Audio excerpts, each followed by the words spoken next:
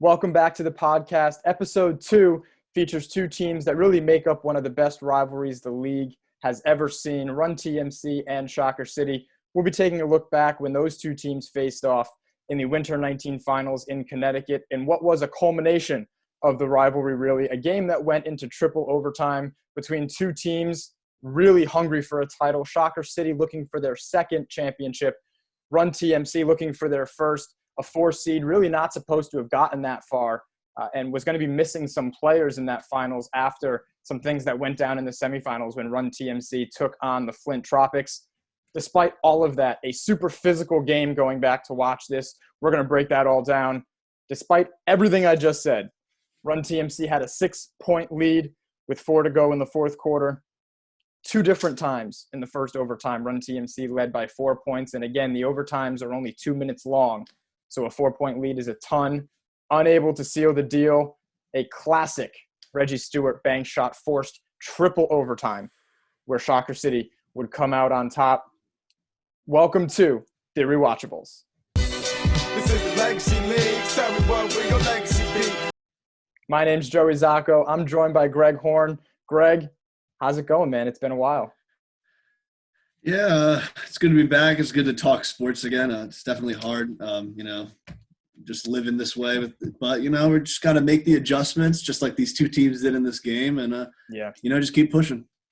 Yeah, like I mentioned in the intro, Run TMC, Shocker City, Winter 19. The league was kind of really coming into its own. We had some powerhouse teams. These were 2 of them in a game that took a turn and was super physical. And if I had said that, showing you the lineups of those games, of those teams in this game, you would have thought Shocker City by 50 with the talent, the size. And despite that, like I mentioned, TMC made a huge run in the second half, had a lead in the fourth quarter, just unable to close it, some turnovers down the stretch. We'll get into all of that. What was your first, big picture take, and what jumped out when you went back to rewatch this game? Well, the first thing that kind of stood out to me was, like you said, how physical it was. I don't know if we've ever seen a game that physical. I remember No Limit when they played the Chasers. The Chasers were very physical with them, and that was kind of a big reason they won. But No Limit didn't really, besides Rail and somewhat Ronte, they didn't really have the physicality that the Chasers had. And in this game, I mean, if I believe that was the game Eric missed. Yep. Even without Eric, it's just the way this game was played. And what stood out to me was Greg Daniels and Cody DiLeonardo. Yeah. And, watching a game back, I've never really watched games back before. And I'm watching this back, you kind of see things you don't realize. And if you look at the stats, you see Reggie, Mike, Pratt, they didn't have their best game shooting-wise. That's what the stats will say. But it was really the players, like I said, like a Cody, like a Paul, who hit huge threes. Even Joey, before the Reggie Stewart game winner in the second overtime, you hit the 3 to make that a game tying shot. Yep. So I just think what stood out to me most was there was so many superstars in this game. You could list the great players that were in this game, but it was players that are so crucial to a championship run that really stood out. And it's the guys that, can give you minutes and points off the bench. Even Tyler had to play a huge role in this finals. So I think what kind of stood out to me was just the resilience and just the kind of poise and strength you guys showed. You mentioned me being in the game. We'll get to that in a second, which is not obviously ideal. And then you were actually at the game, and you were on the mic, which was awesome to hear back in that Facebook Live. Again, the link will be in the description of this podcast, wherever you're watching it, if you do want to go back and rewatch the entire game, because there is no sports right now. So why not go back and watch a classic, championship game from the Legacy Leagues? But coming into that game, I knew I would have to play a lot, and we're going to break down that fourth quarter and all of the overtimes. You mentioned Tyler Feldman as well. Eric Langston missed this game after getting thrown out of the semifinal game, and we'll go through the playoffs kind of to set up what was going on coming into this game. But, coming into the game, I've said this before, it's never ideal for me to be playing a lot in the finals. If that's the case, a couple different things must have happened. Foul trouble was what happened in this one, but as well as that, we were missing players because of some of the stuff that happened in the round before. So not ideal, again, for Tyler Feldman. He would admit to that, or myself, to be playing in overtime, double overtime, triple overtime of a finals game. Really the kind of to begin to set the stage before we go quarter by quarter, this rivalry, one of the first the league has seen that has been super, super competitive, always a playoff atmosphere when these two teams play. And a big part of that is myself and Chris Radzinski. And, it's nonstop. I would love if my team had won this, it would have made this a little less painful, but going back to watch this and kind of, knowing the outcome, but looking at the score and like I mentioned, TMC making a huge run in the second half, that Eric Singleton 3 in front of the bench, like we're up 6 with 4 to go. Like so much has to go wrong and or go right for Shocker City. And it makes it very painful. It's a cruel form of torture to make me go back and rewatch this, but I made myself do it, so it's okay. But yeah, Greg, you've seen many of these rivalry games. I think kind of touching on that, what stands out to you about this rivalry? I think I think it's really the longevity. I think that, we've seen a lot of rivalries come in this league. We've seen No Limit and you guys maybe in the beginning kind of have a little bit of a rivalry, but there's really nothing like Shocker TMC because it's kind of like you said, you guys could both be the 1 seeds and every other team could be 5-4 and a game could literally not matter at the end of the season. But that game means more to you guys than even it's kind of like a rivalry like Michigan, Ohio State, Yankees, Red Sox, where you don't need to win it all. You don't need to make the playoffs. But at least that season, you have to beat your rival. You have to have that bragging rights. And in these games, like I said, in these finals, you got the best player probably in the league history, Mike Davis, 3 for 12 from 3. That happens because the physicality and the pressure that just kind of gets put into this game. It's a game like no other, and the players that participate in this game come out of it just better players because you're forced to elevate yourself to that standard of play or you're just going to be lost out there. Yeah, we saw it in the summer season, which followed this game, where these teams faced off in the semifinals, and another situation where, TMC really should have won that game. And despite all that, Shocker makes the plays and never give up attitude. And we saw that again, in the winter 19 finals. Let's go back to that regular season matchup in the winter of 2019. It was Shocker City coming away in week 5, 114-72. We're not going to spend a ton of time on it, but Reggie Stewart was not there and Eric Langston was not there. So unfortunately didn't have that feel of the rivalry, but I think these two teams made up for it in the finals, that's for sure. We get to the playoffs. We talked about the top seed. We haven't mentioned the top seed. They're the Flint Tropics. They ran the table in the regular season. They faced off. TMC took down the Chasers by 2 in the 4-5 matchup, knowing that would be a tough game. TMC was just able to overcome Dom Langston and company. And then they take on the Flint Tropics. And I wrote it down here. It was a very close game. Flint, was going to win it. We talked about the Eric Langston ejection was huge. Even that happened in the second quarter. Even after that happened, TMC made a 26-8 fourth quarter run in that semifinal game, really flipped the script with that smaller lineup that they would have to perfect in this finals game. Yep. They kind of shocked the Flint Tropics and advanced to the finals, winning that game 75-65. It wouldn't be a podcast without Greg Horne and the Flint Tropics. So really quick on that game, what do you remember? A lot of pain. It's kind of one of those games where it never happened. But what I do remember is I think Flint, I don't know if they know up to it. I know that those guys, but it's kind of one of those games where obviously Flint went on to eventually win a championship in legacy leagues. And I think in a sense, what you guys kind of taught them is that it's not about who you're playing or who's out there playing.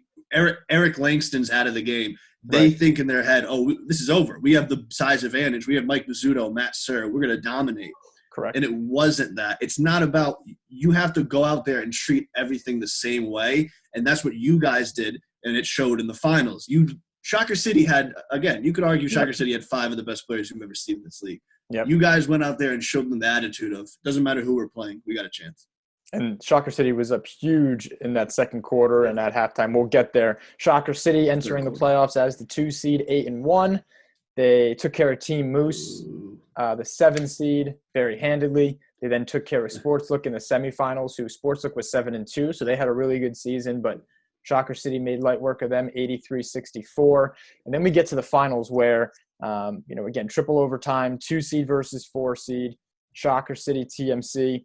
Let's start, with the first quarter of this game before, again, we'll break down the game, and then we'll get to some of those, awards we talked about, and a new award, which is going to be super exciting. I think it might reinvigorate the Legacy League's Twitter feed. So the first quarter, game starts. Reggie's on Mike, which is an awesome matchup to watch throughout the game. Always. And you could tell right away TMC was very small. They actually start out with a breakaway dunk and I think go up 4-0. Yep. Shocker almost wasn't ready for their opponent to be trying. They were like, all right, they're kind of going to go through the motions, blow them out, and that's it. You could tell rebounding was a problem early. And I was like, well, it's very noticeable, the offensive glass in the first quarter, that Shocker City dominated that. Mm-hmm. Come to find out, TMC actually won the rebounding battle 39-38. So that was a huge part of the game flipping in the second half, that's for sure. I'll finish up with a 25-9 Shocker City run over the last 6:22. So it's kind of close early, and then huge run by Shocker, trying to put TMC away early. A 19-5 run over the last 5 minutes after the game was tied 12-12. And I love Greg promoting, Stucky's thoughts at halftime. I can't wait. Couldn't wait to get to that. But 31-17 after the first quarter, kind of going as we expected it to go, right? Yeah. I mean, I have a lot I wrote down. I think that first quarter, you kind of saw Greg Daniels' impact. I know this is the seasons before, but our previous season, Shocker obviously didn't win the championship, and I think they missed someone like Greg Daniels, who doesn't need 20 shots to make an impact. He's just going to not complain and go out there. I think Eric and Reggie kind of don't get enough respect for the job they do on Mike Davis. Mm-hmm. I'm not saying they lock Mike Davis down by any means, but it's kind of like a LeBron thing where they do a damn good job of just containing and not letting him just dominate. And I think that it's evident, and you can see that, like you said, you went on that 4-0 run, and I think it kind of shocked Shocker City, no pun intended. And it kind of just hit them like, whoa, these guys are here to play. They haven't given up. I think almost maybe they went into that game these guys they've already thrown in the towel. We'll take second place. We'll have the Lynx, an excuse. And you guys kind of said no excuses. And then, they started kind of doubling Reggie, and it just didn't matter because you guys were hitting shots. And again, watch this game. Paul Miramina, he does his thing off the bench. I wish I hit a shot in the first quarter. I had good looks. I was like, hit one, man. But just to read over the players who played in this game. Okay, So Run TMC, we talked about Reggie Stewart, Eric Singleton, Paul Miramina, Cody DiLeonardo, myself, and Tyler Feldman. That's it. That's a team that took Shocker City to 3 overtimes. And Shocker City, like I talked about, Davon Pratt, Mike Davis, Greg Daniels, Danny Lopez, who had 2 threes, Deontay Washington, Jerry Washington, Jason Hernandez, and J.R. Wright. So really quick before we get to the second quarter, because there's actually not much in the second quarter because it was all Shocker City.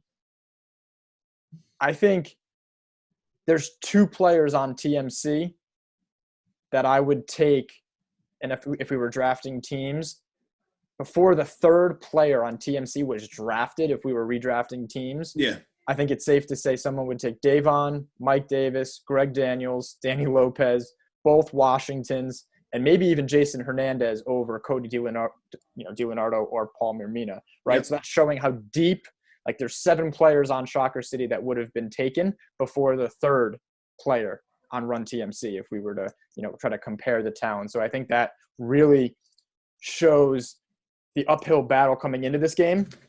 And we get to the second quarter, and the lead doesn't grow, but it doesn't really shrink. It's a 14-12 quarter for Shocker City. It might have been for Run TMC, actually. Yeah, TMC wins the quarter by 2, cuts the lead to 12 at halftime. Danny Lopez taking threes, and I was kind of like, I don't know why he's doing that. They could just drive it and get a dunk every time. And so that was a little puzzling. I don't recommend rewatching the second quarter. So even though this is a Rewatchables podcast, you can totally start right after halftime. Much more fun to do that than have to struggle through that first half. The lead was as large as 16 at 43-27, and everything was kind of going Shocker City's way in that second quarter. Yeah, I mean, I think at halftime, I think everyone, I remember was next to Connor and Stucky, and I think everyone was like, like this might be it. Like this might kind of be there's a point, and it's kind of like the Warriors, when the Warriors were in their prime, and right when you kind of saw it coming, and the third quarter would come around, they'd go on a run, and the game would all of a sudden be 40 points out of reach. And I think that's where we were at with Shocker City at this point. It was on the verge of that happening. Yep. Where you blink and it's 25. You're like, that happened. Like, that ballooned quick. In the third quarter, the opposite happens, and it's very like symbolic that TMC starts with the ball. Reggie dribbles 3 times or 4 times and takes a pull-up 3 and hits it, and you're like, oh. So this is what's going to happen in the second half, and it kind of started things off right. A 31-16 third quarter for Run TMC, a huge quarter to make it a 3-point game. TMC led after the third quarter. So talk about the game going the other way. Run TMC needed that third quarter, and I'm pretty sure this was the team that I remember saying throughout the season, like the run's going to come, and it came perfectly against Flint. We talked about that. We talked about the Warriors doing that. My Run TMC team in the winter of 2019 had that, where we'll play you even. You know, you might make some plays, and we're kind of still trying to figure you out. And then the run comes, and we do that to teams, and you blink, and now TMC's up 10, just like we did to Flint. And before you know it, like Run TMC wins. And so it's kind of what happened in that third quarter. The pace really picked up. A 7-2 run by Run TMC to start the quarter, and Chris took a timeout. And in the third quarter, that's a huge timeout. I'm kind of setting up the Chris Radzinski Award, which we'll get there. It's only fitting he wins his own award, but takes a timeout early in the third quarter, and in legacy leagues, you only get 2 timeouts per half. So if this is a close game down the stretch, which it was kind of turning into at this point, you're going to want that timeout. And if you're the better team, you don't need a timeout to stop a run. You should be able to give it to Mike Davis or Davon Pratt and let them stop the run themselves without taking a timeout. So kind of a big shift in momentum in this third quarter.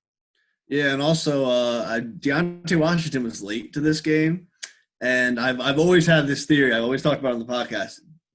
They had too many chefs in the kitchen. Deontay Washington showed up, and that you guys were so much a better team. Like, forget the skills. If we're like you said, if we're drafting, Shocker's probably getting like 7 of the top 10 picks. Right. But it's guys like I always talk about how underrated Cody DiLeonardo is, and it's not because he's the greatest basketball player. It's because he knows exactly where to be in every time he needs to be in the right position. It doesn't matter if it's a rebound, if it's a quick layup, he gets a little up and under. And the best thing I love when this happens, every time it's a new team or someone hasn't seen him or a new player, they always like to jump with him, or they think he can't jump. And then he'll come in and you'll be like, damn, like he's flying. And it's players like that where then you got like I'm watching this game, Jerry, amazing player, but he's just like driving on 3 dudes, and like Deontay's taking fadeaway jumpers, and like it's just kind of like where's the want? It's like for you guys, it was like, this is it. This is live or die. We got to get this. And for them, it was kind of just they just didn't seem like they wanted it at that point. Right. And we mentioned a huge third quarter. So TMC enters the fourth quarter up 3, and Reggie opens the quarter with another 3. So now it's TMC by 6, kind of carrying that momentum into the fourth quarter, which is sometimes when it'll flip. You know, you take a minute off, and I know people who play sports know what I'm talking about. But when you take a timeout, kind of getting back in that rhythm. Well, Reggie made sure that, Run TMC got back in that rhythm, puts them up 6. TMC was up by 5. Yeah, 5 with 5 to go. And then Shocker City starts to press because they know it's about to get out of hand, and they're not able to create offense on their own, which is insane.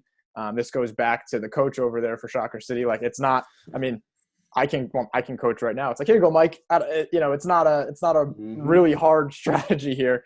But for whatever reason, that wasn't happening, and that press by Shocker City saved them. So 69-64 with 5 to go, and then Run TMC got up by as many as 6 with less than 4 to go on an Eric Singleton 3 in front of the bench. And really what stands out, so we'll pick it back up at 72-66 run TMC.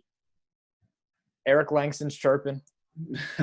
He's not playing, but he's making sure he's there. We know he got off the bus today, even though he's, in street clothes, not able to play. That whole second half, you didn't hear him at all the first half. He was behaving. That whole second half, he's over there running his mouth for Reggie and Eric, and I think I don't know if Shocker was ready for TMC to make as many shots as they did, which was really the key after halftime. I'll let you jump in 1 second. You really start to see how physical it gets in this fourth quarter, and especially all the overtimes. A lot of questionable calls, but that's not an excuse. But a lot of jump balls that I don't know how they called those. That begins with TMC up 6. Pratt gets fouled on a 3 the next possession down. And it's Cody DiLeonardo's 5th foul. So we talk about foul trouble. It's Cody's 5th. Yep. I'm not sure if Pratt got fouled. I think he kind of just fell down, but they called it. Yep. So now Pratt goes to the line. TMC is not going to score again in the fourth quarter after that Eric Singleton 3. So now it kind of begins where the press and all that stuff starts to bring Shocker back. They get a favorable call on a 3. They make some free throws, and they start to come back. What'd you see during – let's do that first. What'd you see during that TMC run and, the last 4 minutes of the game? I think that was kind of I think Eric hitting that 3 kind of made you guys believe, all right, like we can do this. This is it. Like this, we got this. And then when Cody vows out, it kind of just it's one of those things where you guys were heating up. It's kind of like a kettle, like you're heating the kettle up, and you guys were. It's the steam's coming out. It's ringing. That's where you guys were, and the press. I guess like the press did work, but I think a lot of it too was in the end. It's like you said. In the end, you would think someone on Shocker would just say, "All right, we gotta get Mike the ball and just let Mike go." And they never did that. And even though you guys didn't score in all that time, it didn't end up mattering because Shocker City also couldn't take advantage of that opportunity. Yep. And it's like you said, I don't know if it was just everyone's trying to be the hero or people just have egos, but Shocker City is a great team. They're a talented team. There's a reason both of you were here. And it was definitely weird to see, as someone who's been watching this league forever, a team that talented just kind of not be able to put the ball in the basket. Right. And when they needed to. Yep. Absolutely needed a basket. So Pratt goes to the line. That was Cody's 5th foul. He didn't foul out yet, but he would. Yeah. And I know TMC is now running with a lineup down the stretch of Paul Mermina, Cody DiLeonardo, Reggie Stewart, and Eric Singleton. Yep. There wasn't many other options. So if that lineup didn't work, it was kind of like you shake their hand and you keep it moving. It was working, which is the crazy part. It made it very easy for me over there to be like, all right, well, this is our best 4 that we have today. They played most of the fourth quarter anyway. So there was no move for me to make. That was it. No matter how tired they got, and I think that was part of it too. I think that they got tired. I think the press works when teams get tired. And I think TMC not having a ton of options, I think that played a role. Yep. 72-71, Mike Davis gets a tip in. TMC takes a timeout after getting trapped right in front of the bench with 1:24 left and a 1-point lead. And then out of the timeout, I'll lose my mind, a turnover on the inbounds pass, which is crazy. So out of a timeout, though, you're like, we're in it. Yep. I remember saying, we would take this. If you told me an hour ago, a 1-point game with a minute and a half to go in a championship, and we don't have Eric Langston, I'm in. Let's press play and go from there. Let's go. We're in this. It doesn't matter what happened before this. Turnover on the inbounds pass. Eric Singleton fouls Mike Davis on a loose ball. After they steal that inbounds pass, that helps to him fouling out, which stinks. So if you don't turn the ball over, Singleton doesn't pick up the foul. Yep. And a whole bunch of other things happen. Paul turns it over again on an inbounds pass, and then he fouls. And they actually call it on Cody. And Cody fouls out right there.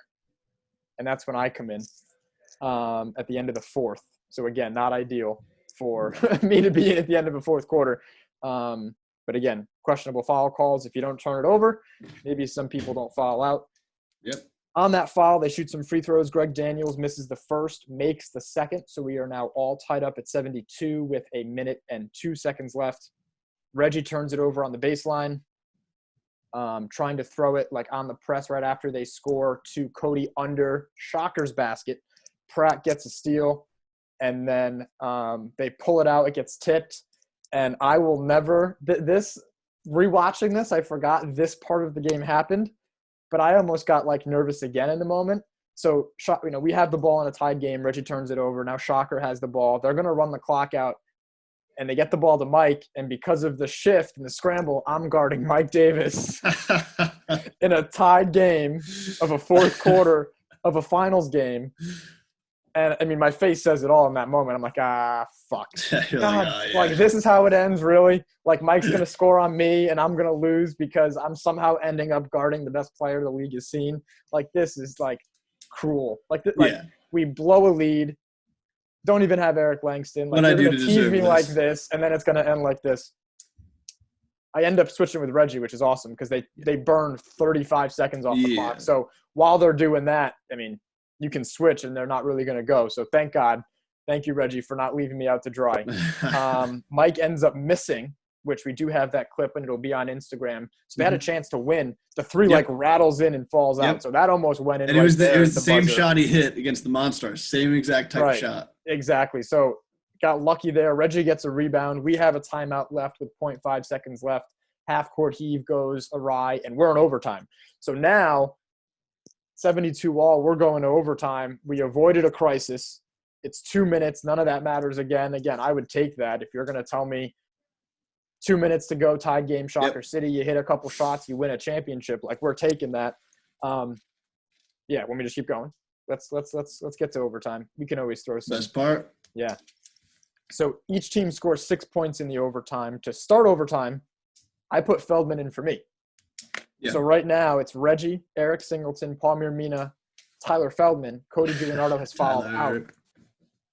They have Pratt, Deontay Washington, Mike Davis, and Greg Daniels. So again, those four are much bigger at every position and more talented, except for maybe Reggie and Eric. But size and 2 minute overtime more than likely is going to win. I remember thinking, like, if we can, just get a rebound and we need someone to at least like semi-protect the rim. Like, we can't just let them walk in and get dunked and win a championship. So we're going to put Tyler in and figure it out. And I was ready to come in to shoot free throws, but like that was the thinking. And it kind of worked because the first possession, Pratt drives at Feldman and misses. And Feldman like protects the rim. I'm like, all right, oh my God, I did this right. This is going to work. And then Reggie drives and gets fouled, makes both with 1:34 left. So TMC back up by 2. Pratt misses twice because of Feldman. So the next possession down, Feldman guarding the rim, causes 2 misses and TMC gets the ball. There's a little scramble, but Reggie ends up driving and getting a layup with 1:09 left. So it's TMC by 4, 76-72 with 1:09 left in the first overtime. Greg Daniels gets fouled on the other end, misses the first free throw and makes the second, cutting the lead to 3. The inbounds pass gets stolen. Pratt gets fouled by Palmer Mina, and he splits the free throws as well. So now it's a 2-point game, and this is where some of the stuff starts to go a little crazy. TMC has the ball. They're trapping Reggie near half court, and they call a tie-up. And anytime that – you knew kind of coming in, right, Greg? Any jump ball, just give the ball to Shocker City. Yeah. So for the refs to do what they did, and there was like a ton of traps that turned into jump balls, and not all of them were fouls, but like the ref was behind the play on some of these. There's one in particular, I don't know if it was this one, where Mike is like hugging Reggie to get a jump ball from behind, and they call a jump ball. It's like, how do you know he didn't like hug him? Like, the physicality really ramped up here. Mm-hmm. No, it's the physicality in this game is, I think if anyone rewatches this, they'll just see like, wow, like these guys were this was some old school basketball. This wasn't some new school. There was no flopping, nothing. This was legit. Like, we're going at each other. And a lot of these guys know each other and have played with each other for a while, whether it's been in legacy leagues or in other ways. And I think that free throws were ended up coming down being huge in this one. I mean, if you look at Shocker City, they left 2 points on the board right there that they missed. And it again, there's fouls for you guys, and then there's free throws for Shocker City. You know, going back and watching this, there's a lot of free throws that they missed. And I think another big takeaway for me is I just don't – the Washington brothers and the Chasers were so much better than the Washington brothers and Shocker City. They just need to be the two guys. They need to be Kawhi and Paul George, and then have the Clippers. They need to be AD and LeBron. Like this whole thing didn't fit, and you could just tell you guys were on so much more on the same page. Yeah, and crazy. Well, we're gonna get some missed free throws, just stabbing me in the heart. Shocker wins the tip. We call it the jump ball. Deontay Washington misses a floater, not being in rhythm. You said showing up late, and they foul Reggie, who's going up the sideline. So Reggie actually goes to the line and makes both, putting TMC up by 4 with 36.2 seconds left. So you're standing there, you're like, again, a lot has to go wrong for Shocker to win this game. A 4-point deficit with 36 seconds left. Deontay Washington fouled by Singleton. Not sure he fouled him, but from where the ref was standing, I think the lower hand, because it was a clean block up top, I think they called some body contact. Yeah. Singleton fouls out here in a 4-point game. Mm-hmm.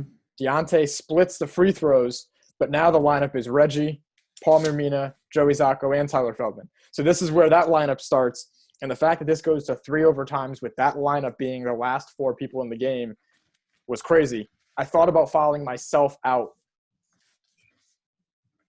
because then Eric and Reggie can't come out, which is the only thing I think I regret. Because then those 4, any foul would have been 2 shots and the ball, but you still have Eric and Reggie in the game. Yep. But it would have turned into a lot of free throws for Shocker, which is why I couldn't do it, because every foul is 2 shots, so it stings. So it's a 3-point game. Deontay splits the free throws. We get the inbounds. Paul Mermina turns up the sideline, gets fouled. All right, so 3-point game, 27 seconds left. Paul misses both. Massive. Keeping it a 1-possession game. Deontay fouled again on the drive. So now Shocker's starting to attack. They're starting to figure out, like, all right, we're going to attack. We're going to get to the line, slow this down, and kind of come back here. He makes both. So massive free throws, cutting it to 1. And that's when the inbounds comes in. I'm inbounding, comes back to me. And I thought Reggie was going to cut back sideline or even just come back to the ball. He doesn't, and I throw it away. And so now Shocker has the ball back down 1. Reggie fouls Mike on the drive. Mike makes the second free throw, so we're back in a tied game, 78 all. Reggie dribbling around, so we have the ball now, hoping to get the last shot of this overtime. Maybe Reggie hits a shot, and now we win. This is where the tie-up happens, and they called a jump ball again instead of a foul with 5 seconds left. You can even see, it's funny, the camera work. The interns' faces can't believe it was a jump ball, because if that's a foul, it's 2 shots for Reggie, who just made 2. Yeah. So you can tell by people's faces. I don't even have to be biased here of what they thought was going on.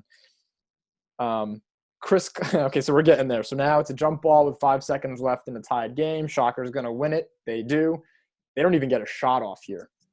Shocker City had a timeout. Chris claims he was calling timeout. You can hear him saying that to you at the scorer's table, and you turned to Stuckey and we're like, I don't think you did, but that's okay. Yeah. So I didn't hear one. I didn't hear one. So Chris is over there yelling because they didn't get a shot off, and he knows that's his butt if Mike wants to come over and be like, what the heck? It turned into a scramble, but now we're going to double overtime. A crazy, crazy sequence of events to end that first overtime. No, yeah. I mean, I'm looking at it now. Man, this might have been I think this is the best Legacy League game we've ever had. I mean, it's kind of one of those games where each possession means that much. A lot of the times I feel like when I'm watching Legacy games, sometimes it's like, oh, we got Scott's Tots and Nick Strong, and Nick Strong's up 20 or something. And it's just like, this doesn't matter. But this was one of those games where, like, you could see every intern, everyone there, like, no one was on their phones. Like, the generation we are, no one was on their phones. Everyone was in tune to the game, watching. And also, I think my favorite part from all this is Connor arguing with Shocker City, and you can clearly hear how angry he is. I mean, that's gold right there. That's Legacy League gold. Yeah, and even that shows, like, Shocker knew the trouble they were in, because that's what a lot of teams or a lot of athletes do. They try to find out reasons on why it's not going their way, and they kind of were choosing or even just arguing in general kind of shows that they know it's not really going their way. We get to double overtime, tied at 78. Again, the TMC lineup is stuck. It is what it is. And so we get some back and forth action right away. Feldman gets a block, which is massive. Paul misses a shot. And then Deontay gets a dunk to make it 80-78. Reggie misses a three.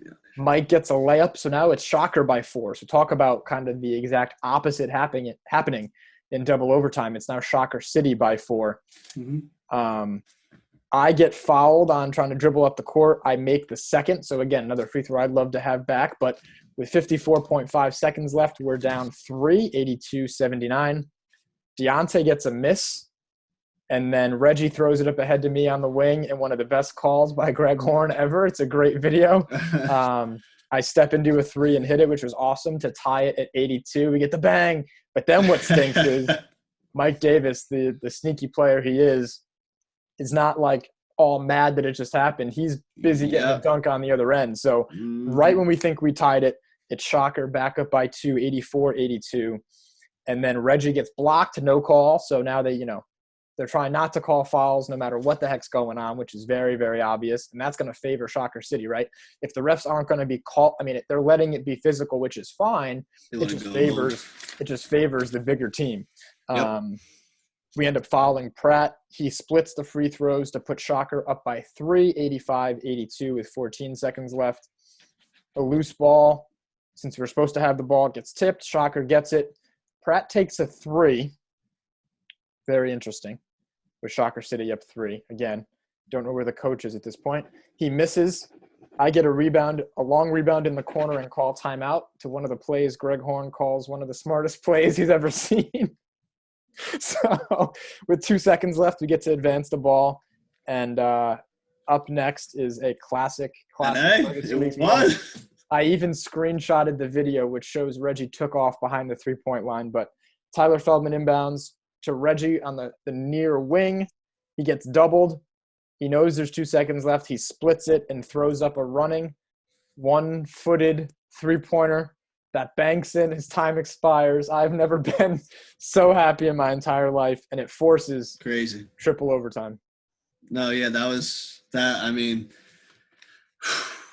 that's what the great closers do. There's Mike Davis, there's Reggie Stewart, there's guys. Those are the guys that in the end of the game, you don't care if they're double or triple. You want them taking the shot, and players like that show up when their team needs them the most. Whether it's Mike on the Bad Boys or Reggie playing with 4 or 3 of his players not even in the game, and everyone in the arena, my mom, my whole extended family knows Reggie Stewart's getting the ball. He still goes and makes it happen, and that's kind of like, he shows emotion, and so does Mike, but they're so emotionless on the court. It's kind of like you said, like after you hit that 3, most players would kind of react. I know Flint, love my Flint guys. A lot of them would react. Mike and Reggie, they're down the court, like you said, dunking immediately after in a big game with 20 seconds left. And that's just kind of their mindset. And it just kind of shows how different they are than everyone else. Yeah, for sure. So now we're going to triple overtime. And again, I said this a lot in the Lob City Werewolves podcast. Like, the longer this game goes, the more it favors Lob City just because they're the better team. Yeah. So if you give the better team more chances to win, they're eventually going to take advantage of that. Same thing goes here. The longer this game goes with myself, Tyler Feldman, no offense to Paul Mirmina, who played great, and obviously Reggie Stewart, but that lineup, the longer that lineup has to try to play Shocker City even or win, the less likely it is they can actually pull off a win. So that first overtime was really our best, and it makes sense. First overtime, you're still a little fresher. Shocker City is still shocked to be there. That turned out to be our best chance to even get to triple overtime, and semi-lucky with the shot that Reggie had to hit. But in the third overtime, Reggie starts with a missed 3. Deontay gets a breakaway dunk because of the long rebound. And the lineups are still Pratt, Mike Davis, Deontay, and Greg. And like I talked about, myself, Feldman, Reggie, and Paul Mirmina. Reggie gets fouled after Deontay makes the layup. He splits the free throw, so it's Shocker by 1. Daniels throws it to Pratt after that missed second free throw, who gets a breakaway dunk to put Shocker up by 3. You can just see they're starting to make those plays, and it's starting to wear down TMC, who doesn't have the legs. Reggie gets tripped and makes both, so it's a 1-point game with 1:02 left.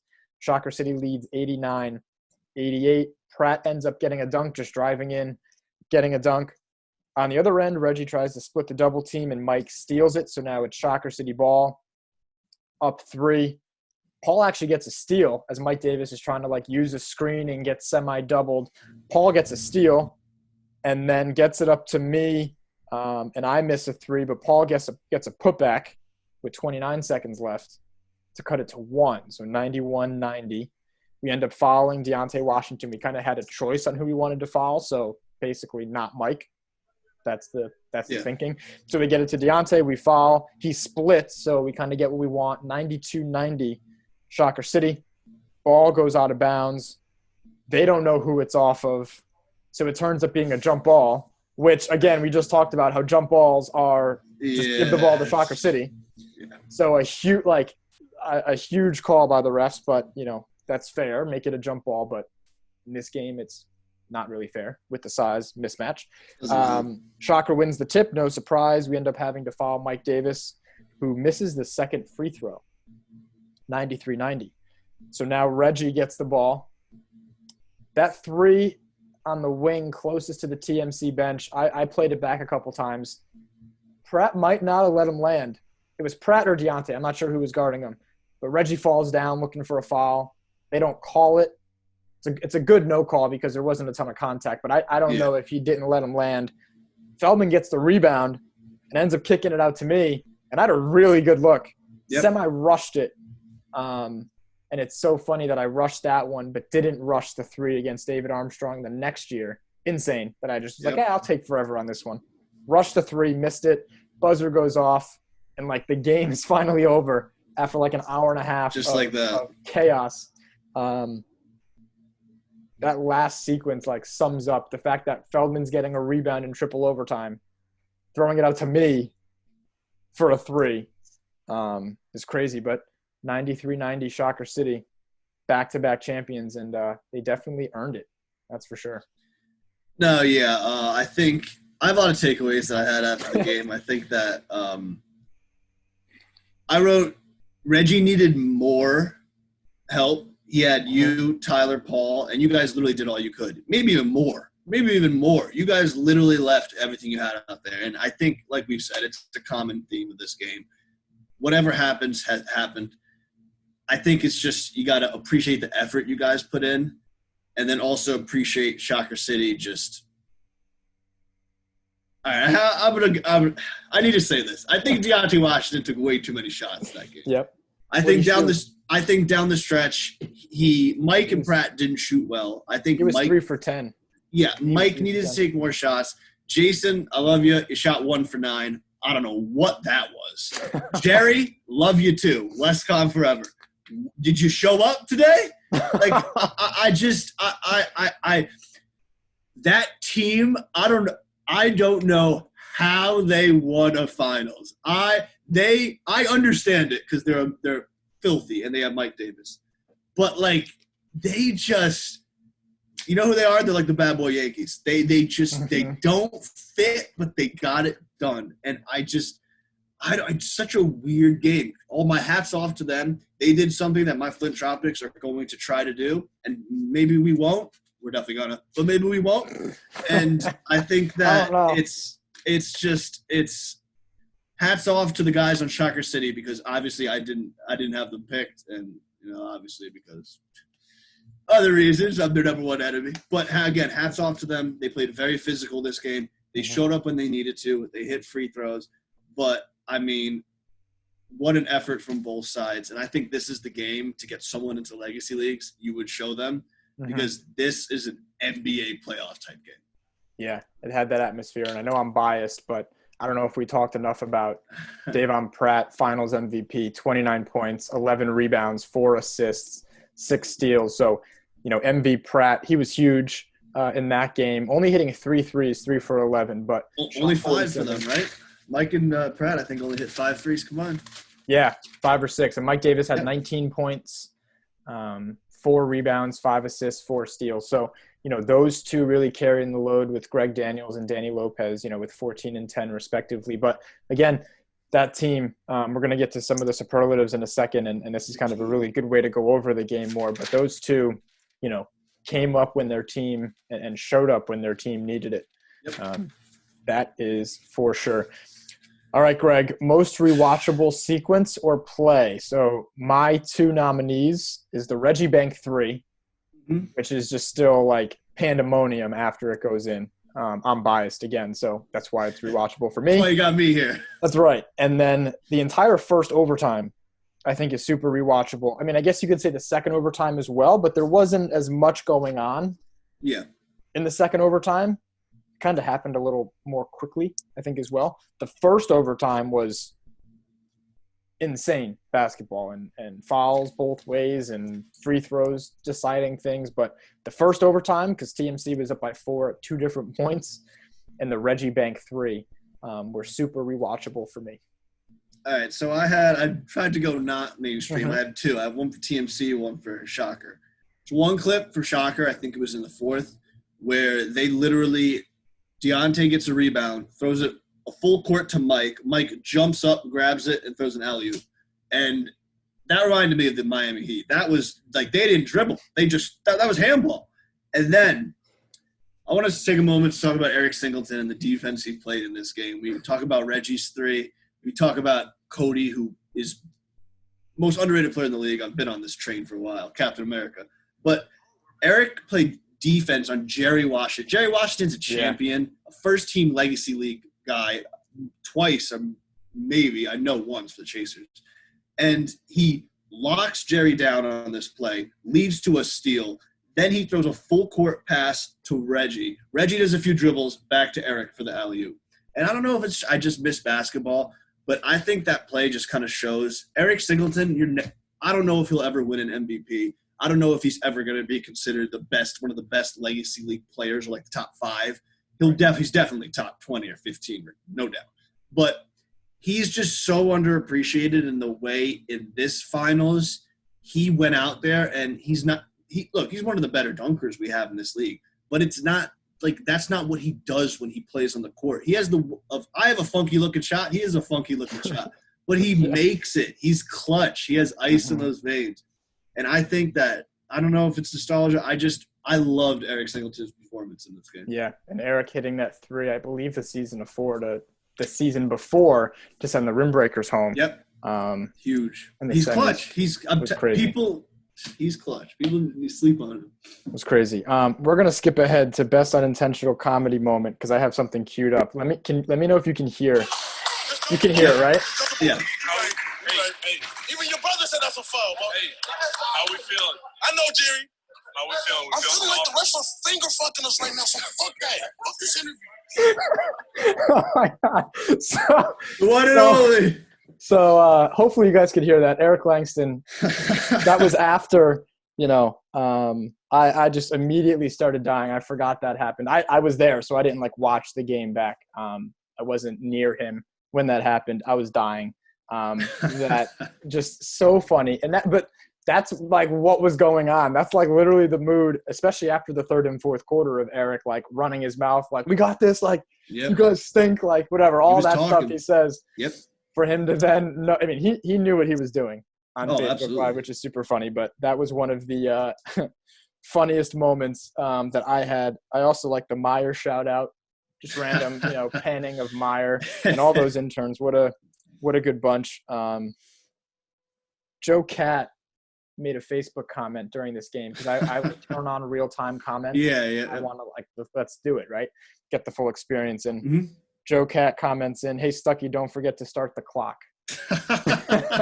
Just mid-game randomly. Never forget. Which is just awesome. What unintentional, well, some of them are intentional comedy moments, but what comedy moments did you have watching it back? I brought this up. I was dying when Connor was arguing with Shocker about the score. And Connor gets for those of you who don't know Connor, Great guy, very nice. But when he gets mad, he gets so mad so fast, and you can just hear him. I didn't get the fucking score wrong. No, fuck these guys. Like they're fucking. It's like I was dying laughing at that because it's like you said, like Shocker's worrying about all these other things. They're getting angry. Right. And it was unintentional because it wasn't on the game and it was just on the Facebook Live, at the end of the third quarter. Oh, it was awesome. Yep. So funny. What's aged the best? Though I mean, I'm sure you have a couple, but you on the mic, just yelling Captain America whenever you could. I thought Cody. aged very, very well. The Mike Breen bang is great. Ooh, yeah. What stuff aged the best for you?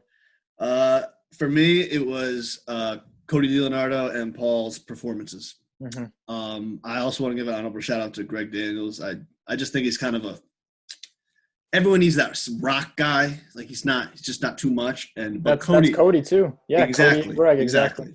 And that's what they kind of just bring. And and Paul too, his performance. I know he had a few turnovers, but I mean, everyone did that game. I mean, that game was insane. And I just think that if you watch that game back, you can just see their performances and just see like, damn, in the midst of all these stars, those guys stood out. For sure. Paul hit some huge shots that kept us in it in the first half and made some plays too in the second half. What's aged the worst? Now, I don't know if this was happening for you, but the game was so blurry, like technology has aged the worst. I don't know what phone Ryan Welch was using, but it was just blurry at some points. I'm like, is it my computer? Is it my internet? Is it the Wi-Fi? On my phone. I'm trying to I'm watching it on the computer. If I watch it on my phone, will it be clearer? I was like, I saved this video because I have it on my storage unit. I'm like, wait, if I viewed the saved one, will it be clear? No, it's blurry everywhere. There are parts of the game where it looks like it's 1983, and we are not sure who is who. But we made it through. Thank God the fourth quarter, for the most part, and overtimes are pretty clear for whatever happened. But, yeah, that's what aged the worst for me. What aged the worst for me? I've been going back and forth about this. But I want to say that what aged the worst is the roster Shocker City put together. I think that if I showed at the beginning of the season, if we played the pod back when I go through the breakdowns, I mean, all the interns, what they've said, what they've written, I bet you if you made a huge compilation of everything, like that Shocker City team, you could argue was the best put together Legacy League team, like just player-wise. Right, talent. Ever, talent-wise. And just looking back, it's just like, I'd rather have the Shocker City team before that had guys that just kind of fit the mold better. And, again, not taking anything away. Credit to Shocker City. They came away with the ring. Wins. Just looking back, I don't know what it was. That's not the best Shocker City team to me. Yeah. Yeah. The one I think I like their team better that they had the next season. Yeah, agreed. Just fit wise. Yep. All right, so I don't even have anything for this, but the greatest what if or sliding doors moment. So, for example, I mentioned this on the other podcast, but one example, if we're talking NBA, would be what if James Harden never got traded, right? And the Thunder win the finals that year. Yep. I mean, those are two separate, but if those things happen, then maybe Kevin Durant doesn't leave, or he goes to the Celtics instead, or LeBron loses 2 finals in a row and it impacts the Miami Heat. Like, who knows? So did you have a sliding doors moment? Yeah. All right. What is it? What if the Chasers played and Jerry and Deontay didn't join Shocker City? Well, the Chasers were in it. Yeah, but they what stayed. If they were on? Yeah. So it would have been those two, Dom Langston. I would have been interested. Mm-hmm. I want to pull up their And I think the Rim Breakers were in it that year. We had Flint. Actually, that might have been before the Rim Breakers. No, the Rim Breakers lost to Sports Look. They were there. See that? In the quarters. Let's see how fast my Wi-Fi is. I also had what if Mike or Reggie had one of those classic days where they were just hot? Yeah. Because I think that wins the game for either team. Yep. It would have been Dom Langston, the Washington brothers, David Armstrong, Seabrook, and Jamal Jones. Like, that's a pretty good team. That's a team. That's a big what if. I mean, that is for sure. Best heat check. And I do want to name this after somebody. I got one. The Howie Miller heat check. I like it. All right. Howie Miller heat check. There it is. We just named an award. Shout out Howie Miller. Yeah, former Run TMC member as well. I had just Reggie in the fourth quarter of that stretch. I mean, I guess it's Reggie and Eric for what they were doing in that fourth quarter when TMC was continuing that run from the third quarter and trying to put Shocker City away. That would be my best heat check. Yeah, I had Eric Singleton, same quarter. Yep, so same thing. He was 4 for 7 from 3. He's like I said, everyone talks about his dunking ability. He can hit the 3-point shot, and people need to respect it when you play him because he hits it. For sure. Let's skip one really quick. Okay. Because I want to get a Facebook comment ready. But best half-baked big picture take. So like a take that you're thinking of right now that you really didn't put a lot of thought into. It's half-baked. It's still, cake's not fully baked yet. But is a big picture take. Do you have one? Yeah, it might be bold. Okay. That's what we're looking for. Winning this finals hurt Shocker City more than it helped them. Ooh. Why so? Well, they haven't won since. Okay. And I think that Chris is going to kill me over this, but I think that they just – when they won that first finals, they had something about their – even when Chris had those bad boy teams or the teams with – or the teams when I played, there was always like they wanted it. And these past 2 seasons, like outside of the game when Jason and them were yelling at me, literally yelling at me on the court, that's when I saw it. But it's just, I mean, maybe it's because Mike wasn't there last season, which definitely is a thing because he's a tone setter. But I don't know what it is. Obviously, winning a finals is a finals, but I think winning it maybe kind of put a little thought to them, like maybe we can just skate by a little bit. Like, I mean, we just had a close call where maybe we should have lost and we didn't lose. And I don't know if it changed their mindset a little bit. I don't know.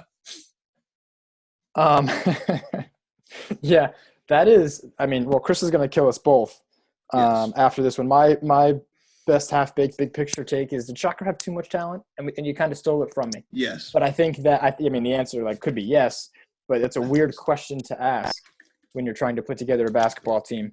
It's like chefs in the kitchen. Right. Too many chefs in the kitchen.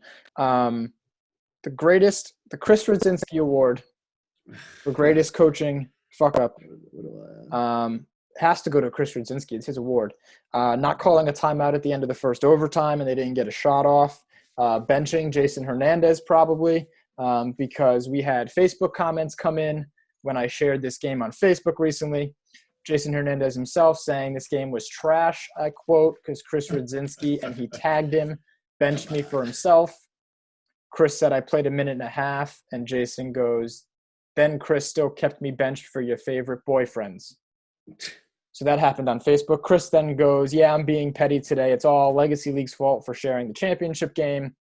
And that was after he tweeted a picture of the new team logo for Shocker City, which was Chris Radzinski missing a dunk on Twitter. So all of those things have been liked by the Legacy Leagues, and I'm always down to reshare them. But it's only fitting during the Chris Radzinski Award that it goes to Chris Radzinski when you have the chance. Greg, any other great coaching fuck-ups? I mean, there were a few, but I just – in the end, I couldn't find one that stood out to me.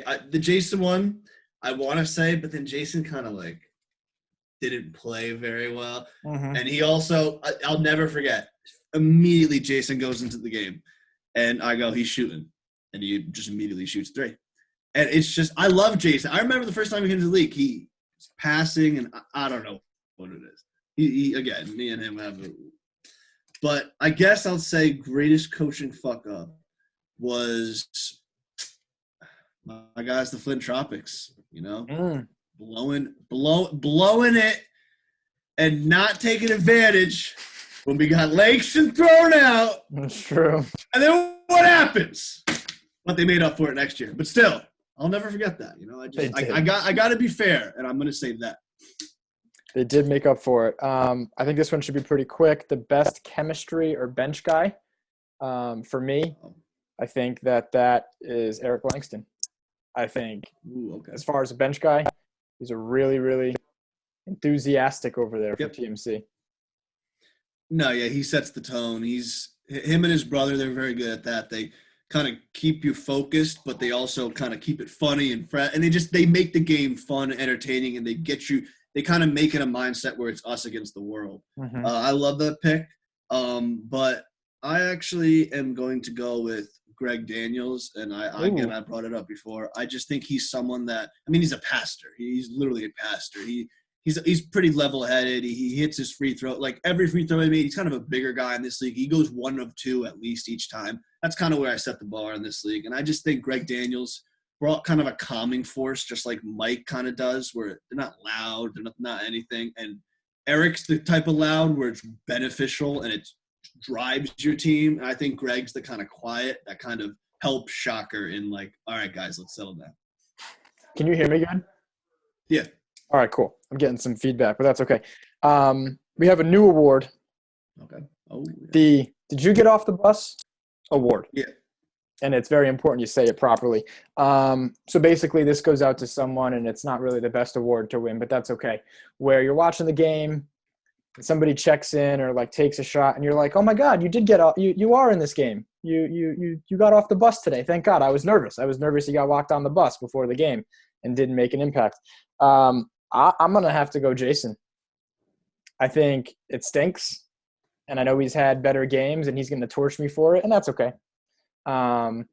He's one of those people that would come in, and it's like he hit a shot at one point in the game that was huge when they were trying to kind of like scave off the TMC run in the third. But that whole first quarter, you're like, did he play in this game? Are we sure? Who do you got? No, I like the Jason one. And I think the Jason one is because we know how good he is. That's why he gets it. Someone else is not going to win that because they're not as talented as he. But I got to do Jerry Washington. Just because I know how good Jerry is. I mean, Jerry knows this. Jerry and Deontay literally ran through the league as the chasers. They came in and they dominated. Those guys were monsters. And again, I don't think it's his fault per se. I think it was just one of those things where it's kind of like a kitchen. You need a head chef, you need a sous chef, you need your pastry guy, you need your steak guy. You need to have certain roles, and roles work in certain ways. And I know everyone's going to kill me. I'm bringing up Flint, but it's kind of the same thing with Flint, our TMC, where not everyone's Mike Davis, and you kind of have your right role. And I just think that, rewatching this game, it's just so weird to see Shocker City, this team. They pulled it off, and I guess it goes to show how talented and great they were. But it's so weird. So weird. That is correct. Let's do – I don't even have one for this. This would be all you. The hottest retroactive take you wish you had in the moment. So you were there. So this works. So we were both there. What take, looking back, do you wish you had in the moment? Thought a lot about this. Okay. And the easy one would be talking about like, oh, too many chefs in the kitchen, but no, because that's too easy. I think the biggest take I had looking back is that I remember on the podcast before the game, I obviously didn't want Shocker City to win, but I believe I picked Shocker City. And I dismissed TMC. And looking back, I mean, just huge mistake. They proved me wrong, and they just showed that, the greatest teams when adversity hits, they push through and they thrive. Like a team like the Patriots, a team like the LeBron and Kyrie and the Cavs, the Kobe team, an MJ team, whatever sport you want to bring up. The Eagles when they beat the Patriots. It's when adversity hits, what do you have to really throw at it? And I think I underestimated you guys. Yeah. Crazy. I think a lot of people did, and that's an easy take to have going back. But yeah, wasn't looking good going into that game, and probably up until halftime. That's for sure. Apex Mountain. So this is like who in the game or involved in this game was this the best point of their career? And obviously, a lot of these players are still playing, or that can change if TMC wins a championship next year. Then obviously that's their apex, right? But as of right now, April 15th, 2020. I would say this is Pratt's apex. I think in the legacy leagues anyway, this was his best season. He won MVP of the regular season, I'm pretty sure, and of the finals. I know that for sure. He was playing very well all season, like really trying to win MVP. Yep. Hitting a ton of shots and doing what he does. He had a better season than Mike. Right, which says a lot for what he did that season.